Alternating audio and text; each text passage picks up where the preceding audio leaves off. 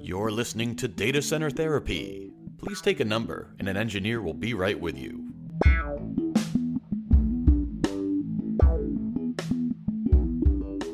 Hello, everyone, and welcome back to Data Center Therapy, a podcast from Ivoxy Consulting that talks all things IT with a healthy dose of empathy. I'm your host, Matt Yette, and you're just going to have to take my word for that for this episode. And alongside me is my co-host, Mr. Matt Cozzolino. Hello, everyone. Matt, we have a special guest today, and this is going to be a little bit of a different topic we venture into. Even though it's absolutely directly related to everything we do, it's one of those things we've kind of glossed over, taken for granted. You don't think about it always, but it's a very real threat. It is. Yeah. In a day, especially in the days of eBay and even the channel, right? So we're very pleased to be joined by Doug Abbott today, who is Cisco's Senior Investigator for Brand Protection, which carries a pretty heavy title. Here I'm thinking the Men in Black now, Senior Investigator. Doug, how are you doing? Great, thank you. Thanks for having me.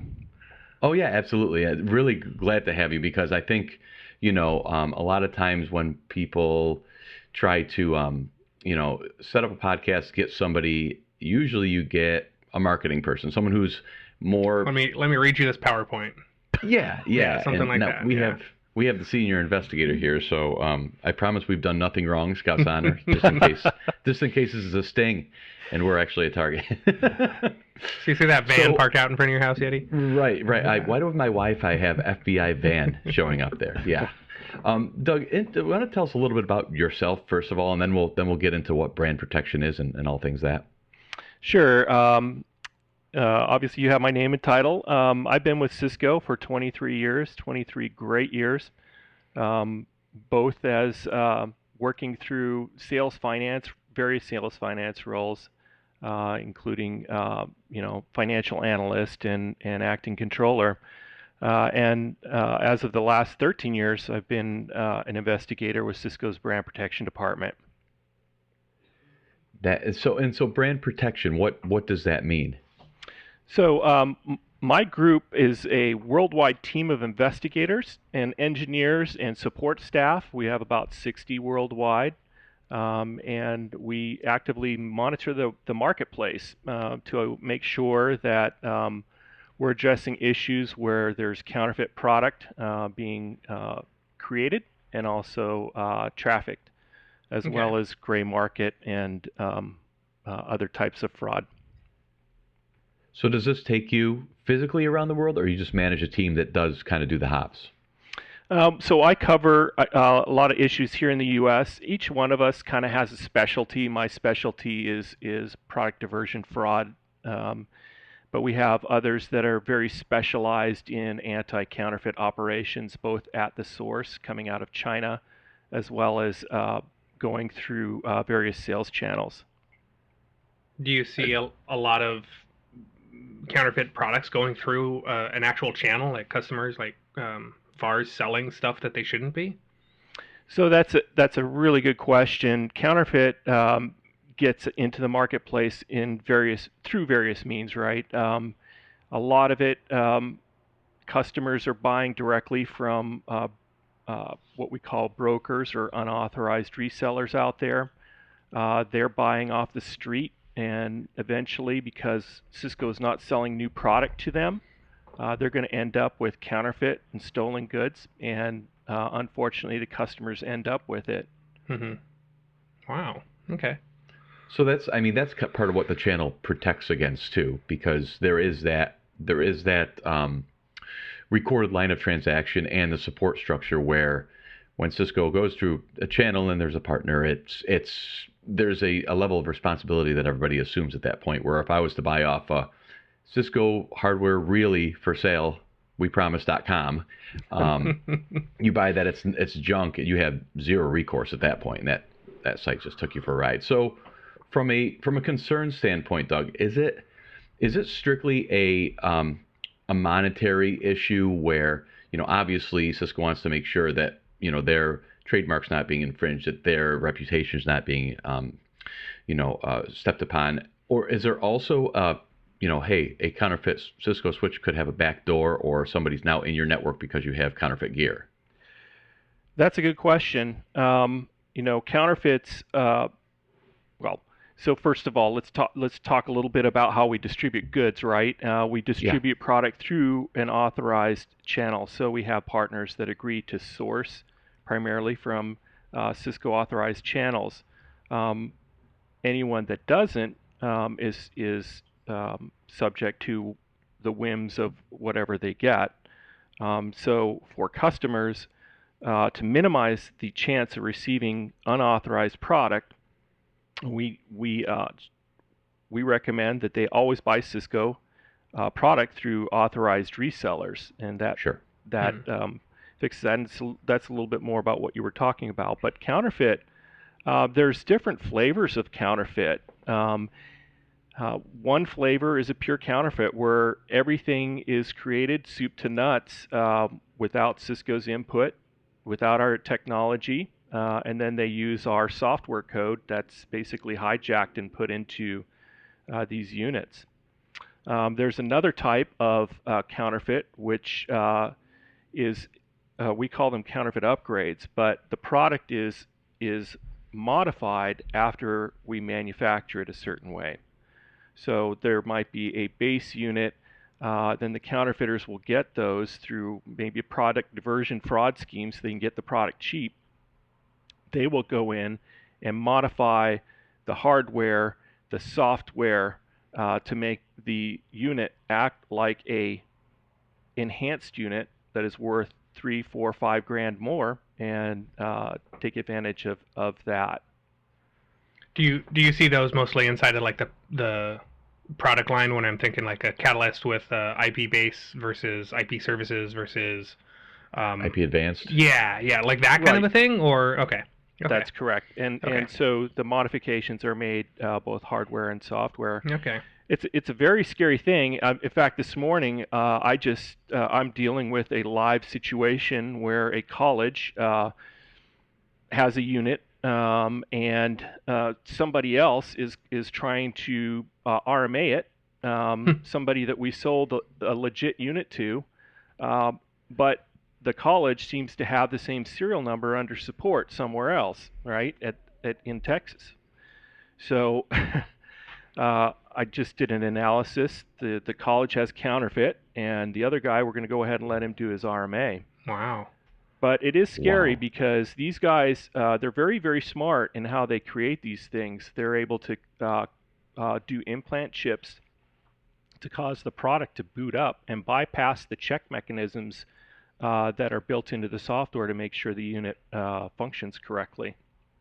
And is that where we're seeing like is that the purpose of like the TPM chips when I see those on the boot up screen? Boot thing. Yeah, is that what that's trying to help facilitate and make sure? Yeah. Yeah, so they'll have implants in the boards, and it'll bypass that check process. What ends up happening though is at some point in time that process will fail, usually on a software upgrade. Mm-hmm. So Doug, the diversion fraud sounds to me that's I got a guy on the inside at the warehouse after Cisco's manufactured it and shipped it for distribution, and I siphon off a bit, and then we do our thing. That's kind of what a one way of a diversion fraud. That is one way, yes. Commonly, we see maybe a reseller has a great deal for a specific customer, and so they stack on extra product and they dump the extra product into the broker market. Yikes. It's fraud. Mm-hmm. There is another type of diversion that is done where somebody creates a completely fake deal. An entity will approach Cisco partners and claim to be building a data center somewhere. Give me a deep discount, or I'm going to go to your competitor. We evaluate everything. It looks like a legit deal. These guys are very sophisticated. And so we do the deal, and a couple weeks later, all of a sudden, we find the product showing up all over the place. So again, that is fraud. And so we go after that pretty aggressively. So from a counterfeit standpoint, let's think of it an actual fake being made. Back, I don't know, 10 years ago, I was very much into cigars and the concept of Cuban cigars. And for IT, I was actually traveling to some of my company's offices, not with Ivoxy, but prior to Ivoxy, and I was in, Amsterdam, and I was in Paris and Frankfurt, and all these places that Cubans were not illegal, right? Yeah. So that was a cool thing. But I remember doing a lot of research, and these fake Cubans always had, like, you look at a Cohiba, what a real Cohiba looks like, and what a fake one looks like, and there always seemed to be something off. The dots on the band were just a little bit off. This and that have you seen, when you see manufactured fake gear, fake Cisco gear running probably Cisco code, but the hardware itself is a counterfeit? Is it an image, or is there a little bit of a thing where it's like, well, if you really know what you're looking for, you can identify it?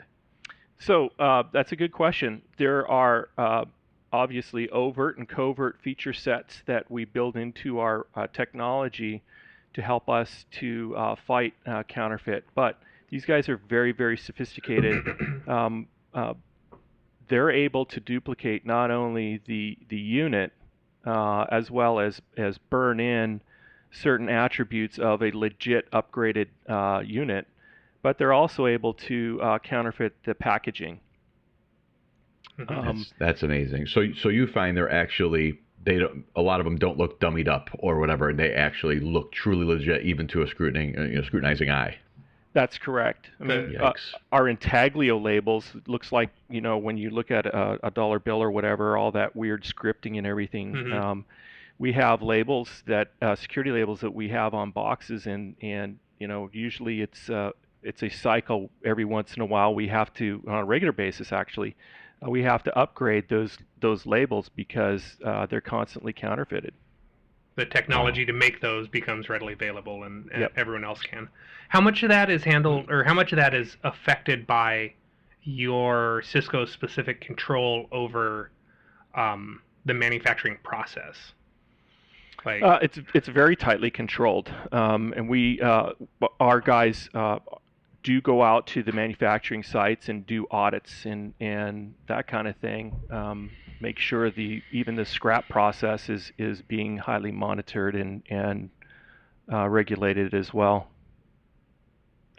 So have we seen have you seen actual outside of the compromise? So I'm a crook, I fake it, and now I sell it and I make money. I mean, obviously that's a big motivator for a lot of these criminal enterprises, but especially when you think in the paint it through the lens of ransomware and the infiltration and the security aspect, are you seeing some compromised backdoor stuff, or fake Cisco gear also providing a backdoor access to a company's network should they buy that? Or is it mostly about, hey, we just want to sell you a fake thing and make money off it? Yeah. Mm-hmm. Well, so the products are counterfeit, right? And so sure. Counterfeits are not manufactured the same way that Cisco manufactures its products, right? These are not done in clean rooms. They're not done to specific standards that Cisco builds to. And so that's just the main piece of the product integrity. But the other part, when you're talking about software code, it is manipulated, has to be manipulated to be able to be put onto these devices and work, and the hardware as well. So that is a very high risk for a customer when they end up with this. And the question of if is really a question of when the customer will end up with this if they're buying outside a channel. Because if we're not selling to these brokers, where are they getting the product? Yeah, I mean, it sounds like if I'm running one of these crime shows, there's no loss for me to double dip either. It's not like you're going to get a refund one way or the other from me, so I might as well try to install some crypto via this, as now that I have a bug in your network ostensibly. Well, so here's what's interesting, though. Brokers don't necessarily always know they're getting counterfeit, right? They're buying off the open market, just like, that's their source. And so they're not buying from Cisco, they're buying off the open market. So the chance that they're going to end up getting counterfeit is extremely high. Sure. So how big of a problem is this, across the IT industry?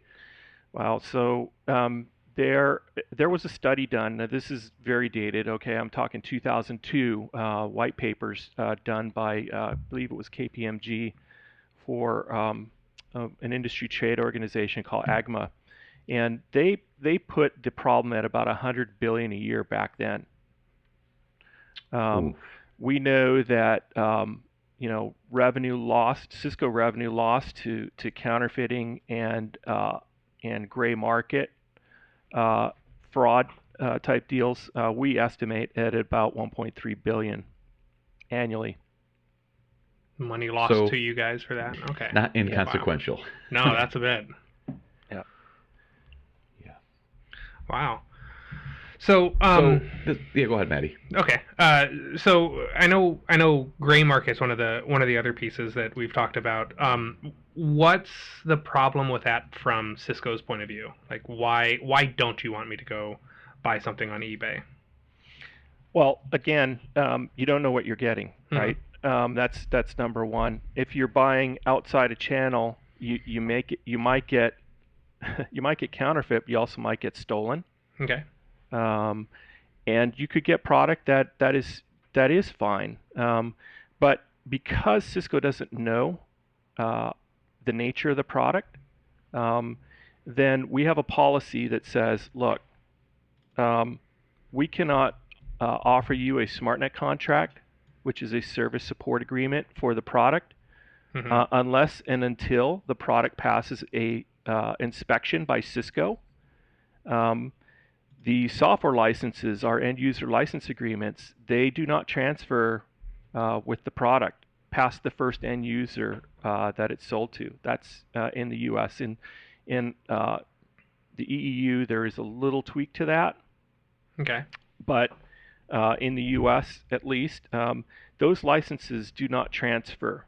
So when a customer buys a switch or a router outside a channel, then that does not come with a valid software license. Even if the broker sold you a separate one, that license is not valid because Cisco does not move licenses through the gray market. Okay. And then finally, if there's a product that Cisco sells, like some of their CAT 9000 series routers, switches, sorry, some of those products come with a lifetime warranty. And that warranty does not transfer to the customer. So you have a network integrity and security risk when a customer buys outside a channel, but also, they have an issue with, does it come with a warranty? Does it come with valid software licenses? And can I get support on it? Okay. Well, the idea of having an outage or a priority one, a P1 case that I need to call TAC for, and hearing them say, oops, sorry, this is not legit, like, that's a nightmare scenario. That right there should keep you up at night in terms of, let's make sure what I buy is actually legit. Yeah. So this might be a touchy subject. So I wanna preclude this or preface this by saying this is, not, if there's anything that I say that's too direct, Doug, and you'd want to defer, let me know. Okay. Because Cisco manufactures a lot of their gear in China. I believe you volunteered that, and that's not unusual. So I don't want to ruffle any feathers from Cisco's side of things. But I mean, it almost seems like a lot of the fraud, I would assume, is also coming out of China. And given that, I mean, you've got almost a love-hate where you've got contracts there, you've got a support organization there, you've got channels, and yet you're also in the same pool as people who are doing not so nice things. How do you balance that? How do you deal with that? Well, so let's talk a little bit about unauthorized product, right? That is an umbrella. Underneath unauthorized product, you have this product diversion fraud that we talked a little bit about, where people create fake deals, get product, dump it in the gray market. You have counterfeit, you have stolen goods, and you have used product, right? Everything in the unauthorized market has been sold to somebody before it got out there, because we do not do a push system. So at the end of the month, quarter, year, a lot of brokers say, this is where I got my product, Cisco dumped it, we got a great deal, that kind of thing. It's not how we sell product.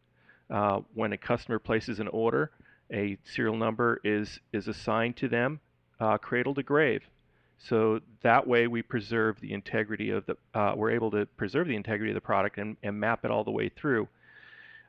I'm giving you this kind of as a broad background because when we look at China, yes, they do have product diversion fraud, right? That's going to happen in every country.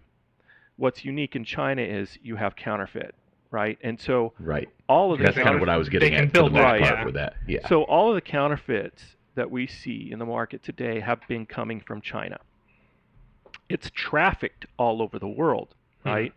And it's a crime to be trafficking in it knowingly. So, that's a whole nother thing. But yes, so brand protection works with Chinese law enforcement, and we do a lot of intelligence gathering, build cases with law enforcement. We do criminal referrals, and then we participate in various search warrants and raids that occur at the source. And we're very, very active, especially this year.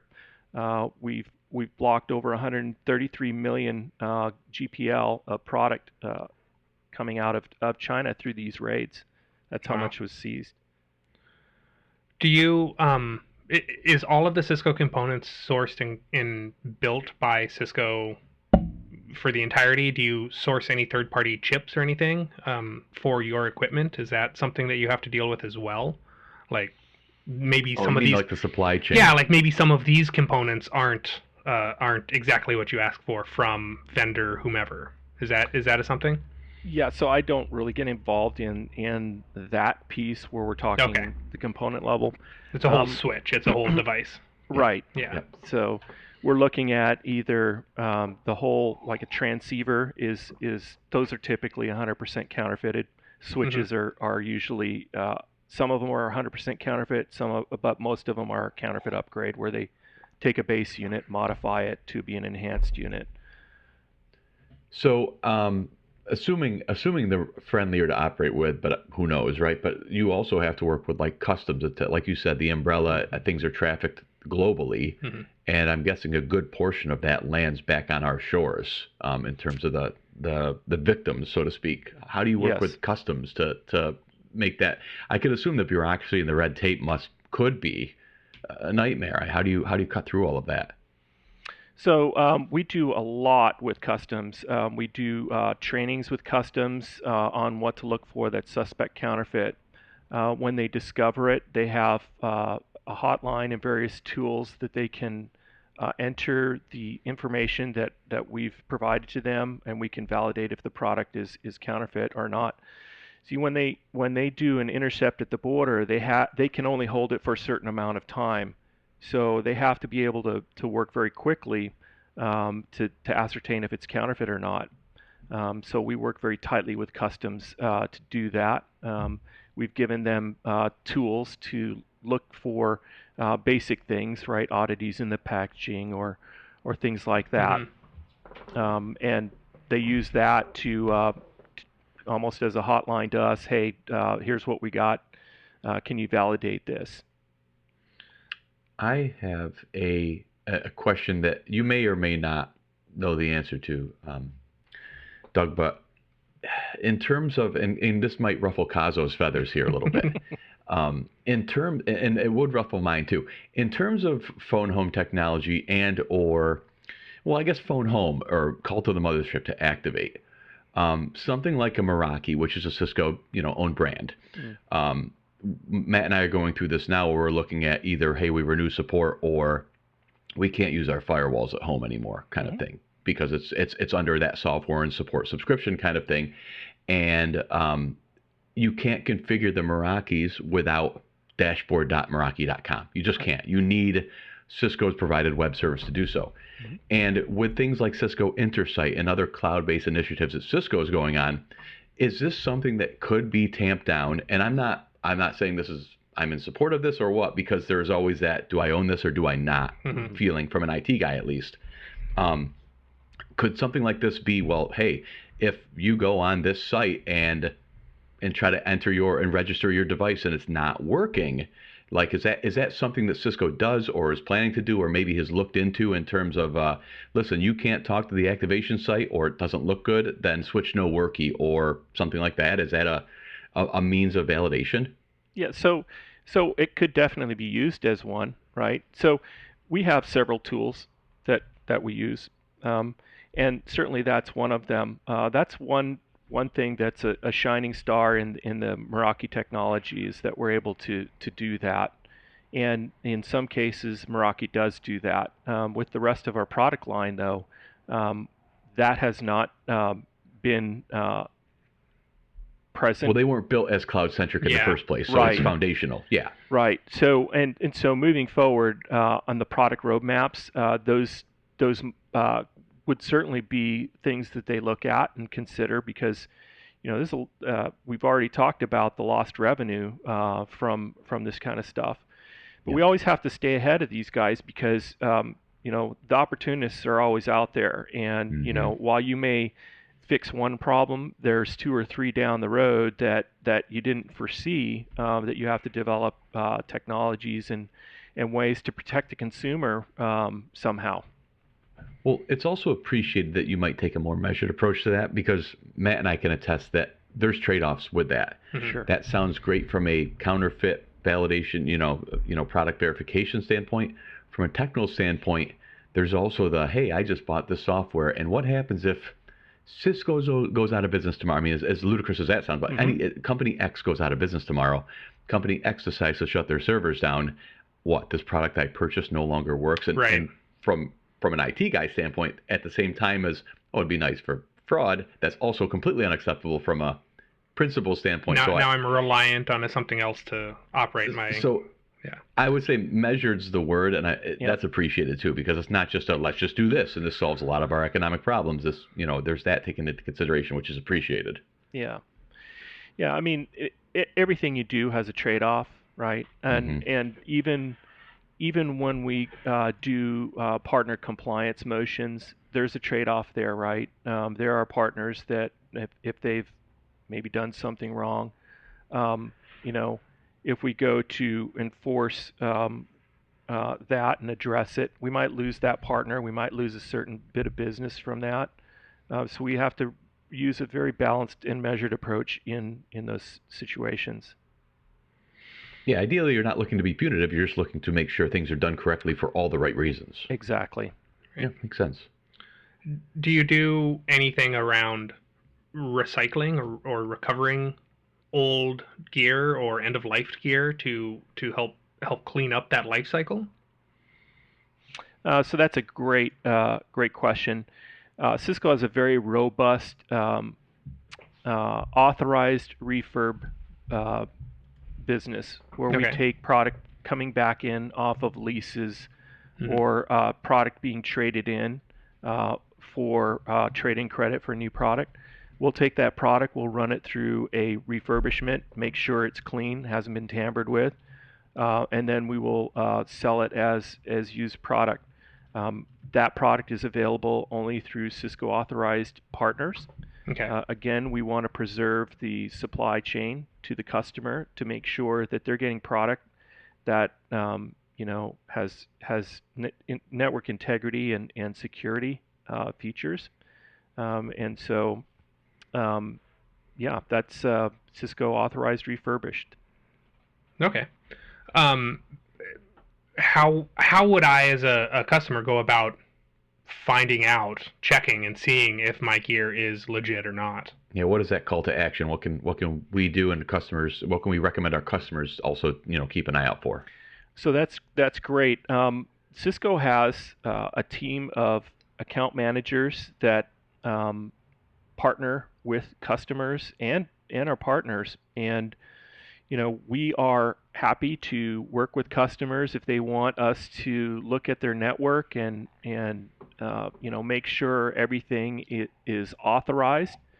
We have actually a program called Customer Health Check, and with that we can go in and the customer can supply us with the serial numbers of the units in their network, and we're very happy to, on free of charge, to run those serial numbers through our systems and give you the results back and let you know where there are areas that you might want to look at, because unauthorized products getting into customer networks is a serious issue, but it happens for various reasons, right? And some of them aren't so obvious. Sometimes, might be anything. Customer might have an immediate need, can't find it anywhere else, buys it off Amazon. The problem is when you throw that in your network and it causes it to crash or causes a security vulnerability, then it's a bad thing. Yeah, where's your recourse? And you really kind of have very little. Yeah. So proactive programs like this customer health check, we're happy to engage with end customers and provide that service free. Okay. Is that a website or is that an email, or what would that look like? It could come to brand protection anyway, but I would suggest anything that you need to contact Cisco over, our brand protection department over, it'd be brandprotection@cisco.com. Cool. Okay. So the health check itself is not a brandprotection.cisco.com where I just start punching my serial numbers in. I just want to open up a line of communication and then provide serials. Exactly. So Gotcha. it's a one-on-one kind of arrangement, because each network is different, and some customers, if we're talking, government, DoD, that kind of stuff, high security, so they need shielding on how these serial numbers are handled. We sure. Mm-hmm. Yeah, you don't want to be spitting it out in a plain email, Right. potentially. Yeah, because then that's another method that fraud can happen. Exactly. I've always assumed that the refurb program is the same process that my RMA goes through. Is that all the same umbrella? Like when I ship something back and I get a new one, it's come out of that refurb pool that may be sold as a refurb unit, or? Yeah. So your RMA replacement may be new, but more than likely it's a refurbished unit. Yeah. That makes sense if it's a brand new product and you don't have any coming back yet, but right. Yeah. So yes, on the turn back, we'll look at the product if it's refurbishable, whatever the term they use there. We'll go through it and make sure it's good to go, and then put it back out there. We call them sparing depots. We have those all over the world, and we'll stock those sparing depots so that if you have maybe a service program where you bought a 24/7/4 hour response, we have a depot close enough to be able to support that. You got to be able to get it there in that 4 hours or whatever. Exactly. Right? Yeah. Okay. Cool. Well, I think this has been great, Doug. Is there anything else you wanted to add? Because I think we've gone down kind of quite a few rabbit holes and found some super interesting stuff. Yeah, no, just thank you for having us, giving us the opportunity to share what brand protection is about, and just to reiterate that customers, we're here to protect you. We're here for you. Please buy through the authorized sales channel. That is your safest bet. And if you ever need any help or support or want us to analyze your network, feel free to reach out to us, brandprotection@cisco.com, and we're happy to help. That's cool. Yeah. Awesome. But again, Doug, thanks for joining us. And this has been yet another episode of Data Center Therapy. If you have any questions or want to talk about any kind of topics or follow up on this, reach out to us at podcast@ivoxy.com. We can get some conversations rolling. But for Matt, I'm Matt. Thanks for listening and have a great day.